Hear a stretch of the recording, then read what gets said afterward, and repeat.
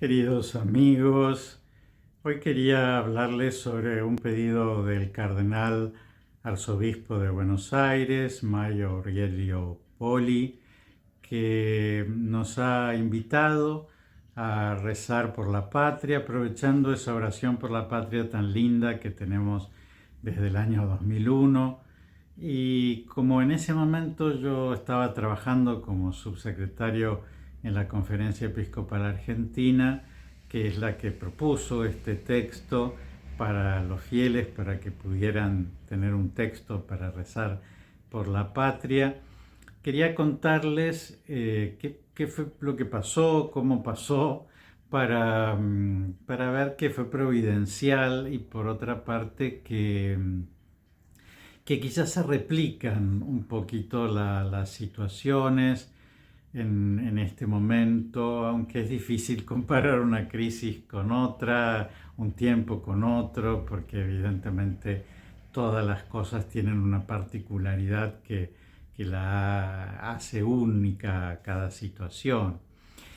Pero bueno, ustedes recordarán el año 2001, ese diciembre trágico, en el cual, bueno, quebró el país, el dólar pasó de valer 1 peso a valer 4 pesos y se estableció un corralito bancario que no permitía que nosotros dispusiéramos de esos ahorros y con todo lo que ello nos trajo, se convirtió a pesos nuestros, esos ahorros que teníamos dolarizados y bueno, fue una situación muy tensa, hubo 5 presidentes en muy poquito tiempo, nadie podía gobernar esa situación.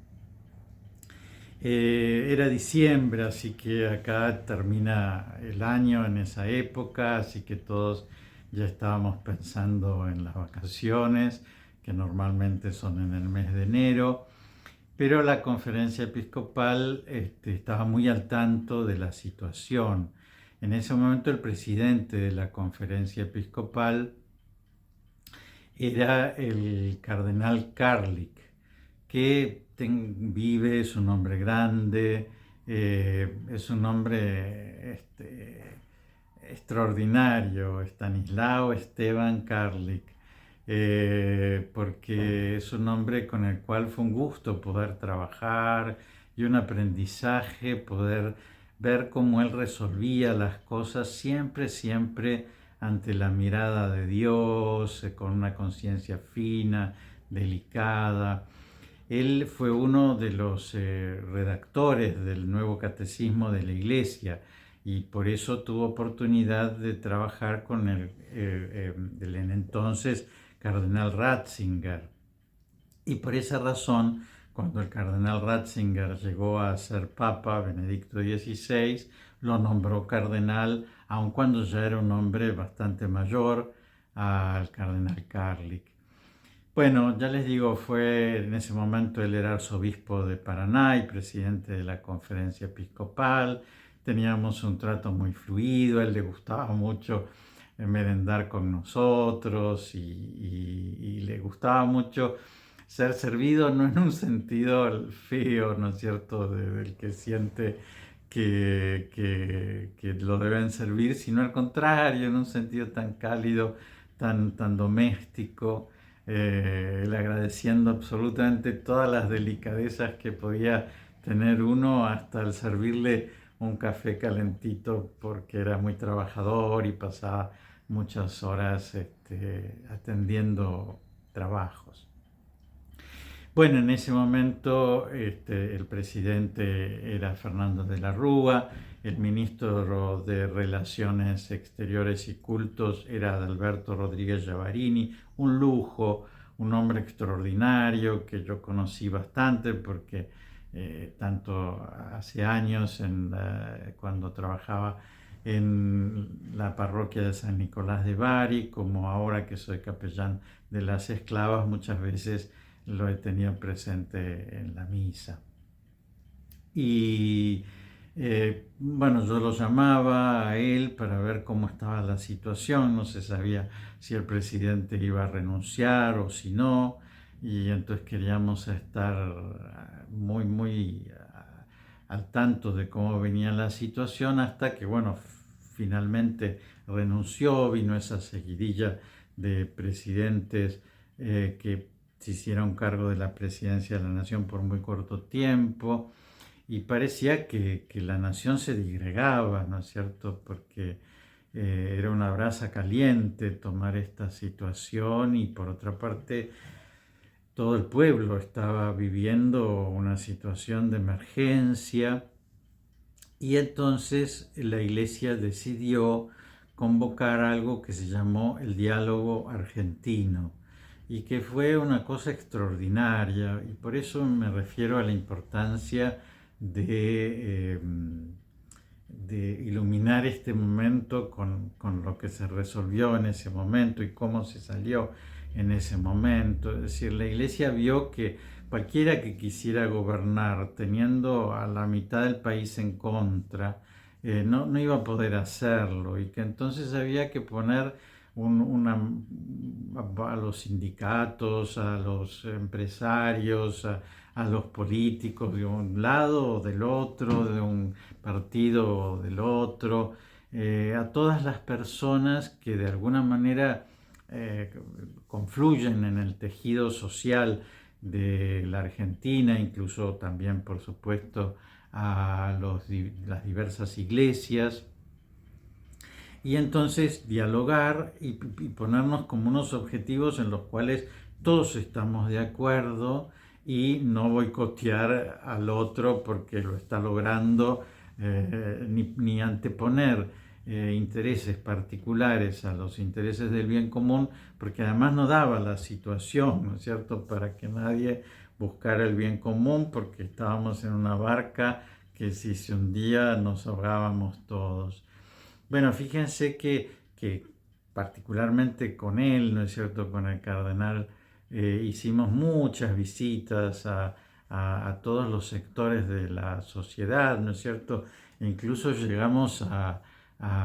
visitar a terroristas o personas que habían sido terroristas en su momento, pero que tenían alguna implicancia dentro de la política para también, ¿no es cierto?, decir, hablarles acerca de este objetivo común de sacar adelante la Argentina.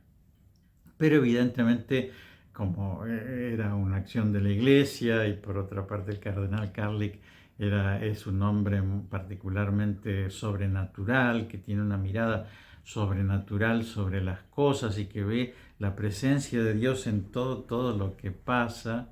dice, bueno, tenemos que hacer una oración para hacer fácil el rezar. ¿Y cómo se va a llamar esa oración? Se va a llamar Jesucristo, Señor de la historia, porque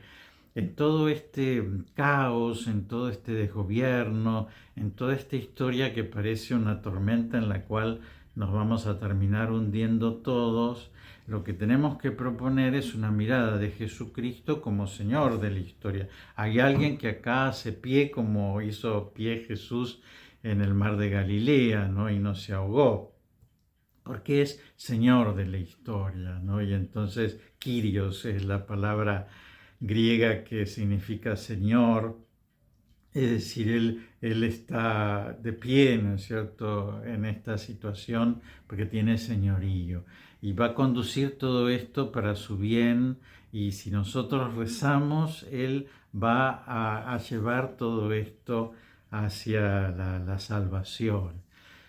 Y entonces se le pide en ese momento al que era el secretario de la Comisión Episcopal de Liturgia, que era el padre Carlos Abad, un sacerdote extraordinario que murió este año, muy joven, de la diócesis de Quilmes, con el cual trabajé mucho y la verdad es que era una persona muy buena, muy encantadora y como era el secretario de liturgia, parecía lo lógico que él, los textos litúrgicos, entre ellos las oraciones, que él presentara un proyecto, un boceto de oración por la patria que tuviera como título Jesucristo, Señor de la Historia. Bueno, fíjense que nosotros en la conferencia episcopal hay 106 obispos, entonces como todo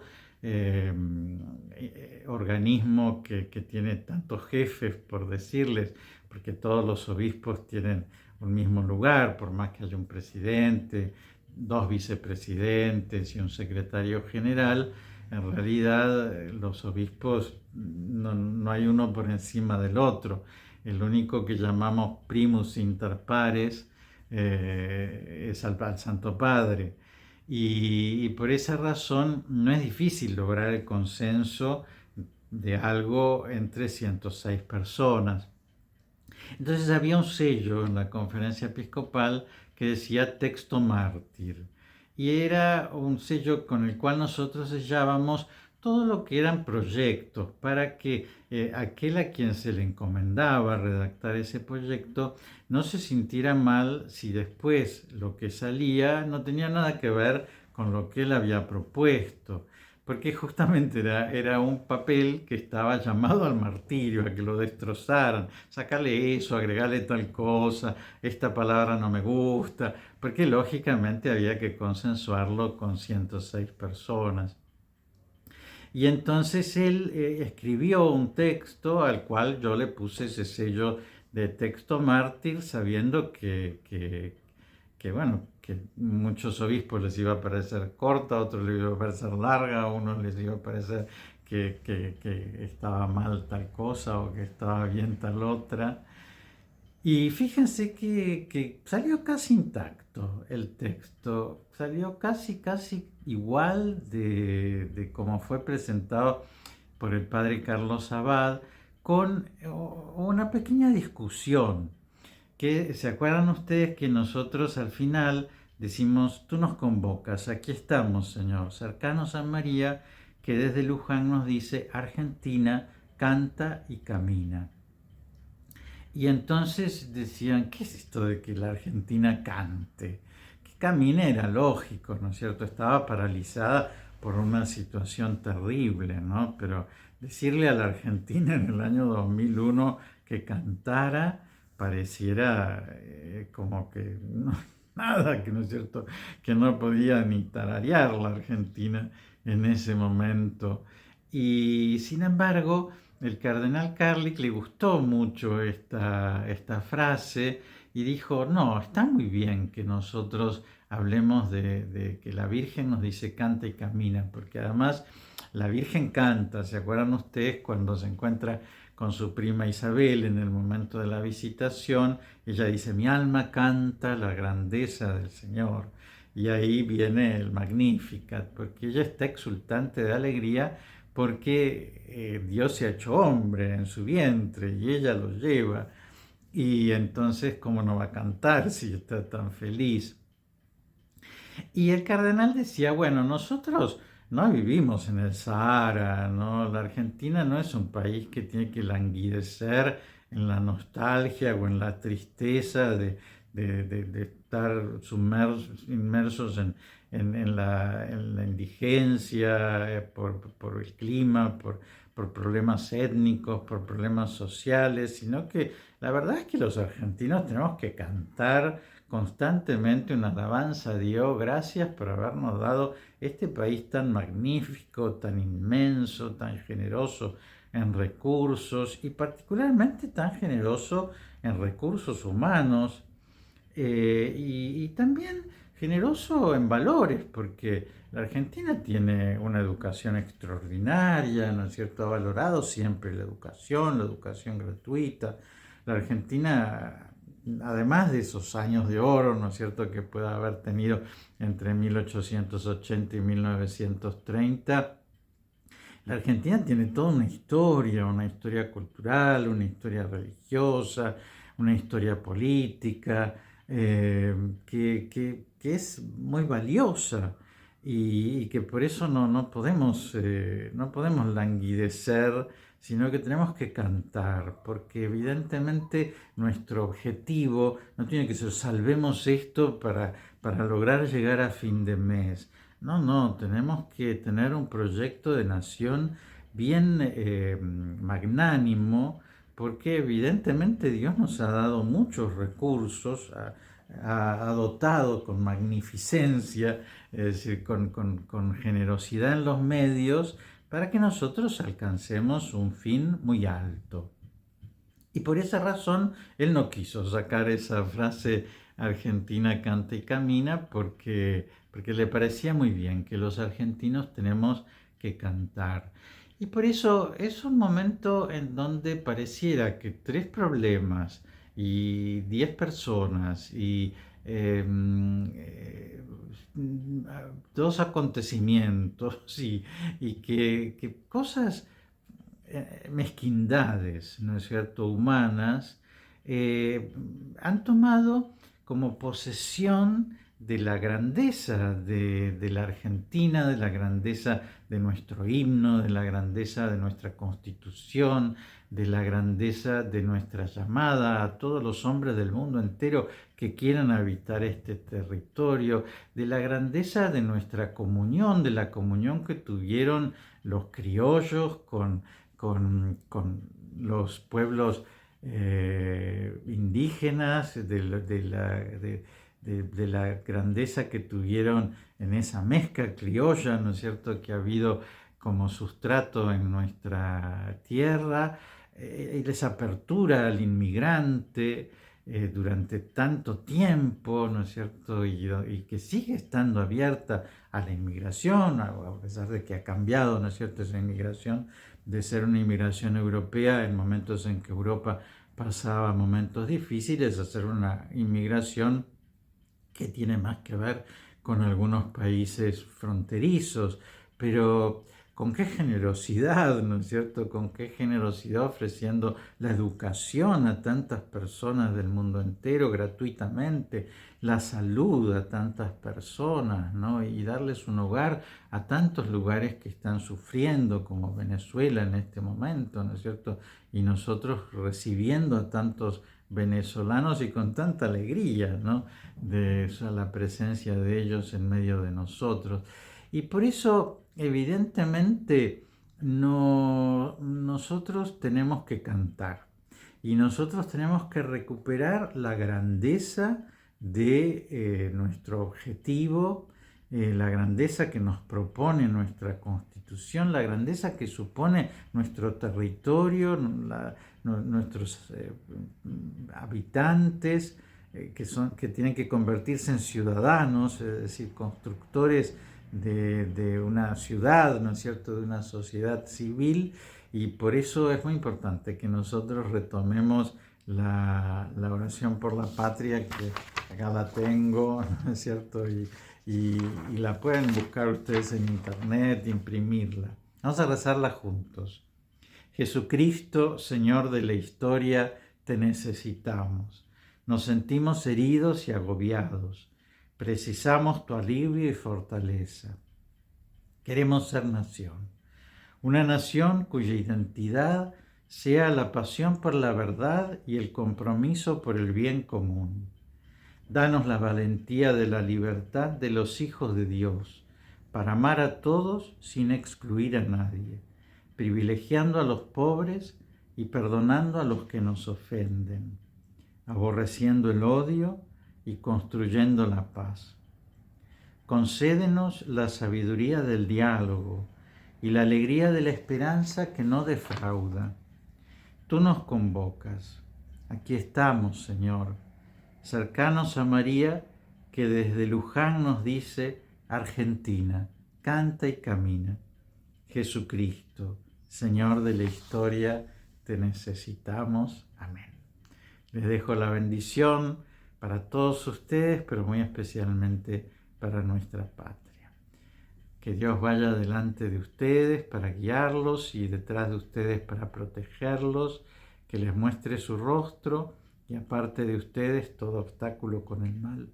y que la bendición de Dios, que es Padre, Hijo y Espíritu Santo, descienda sobre ustedes, sobre sus familias y permanezca para siempre. Vayamos en paz.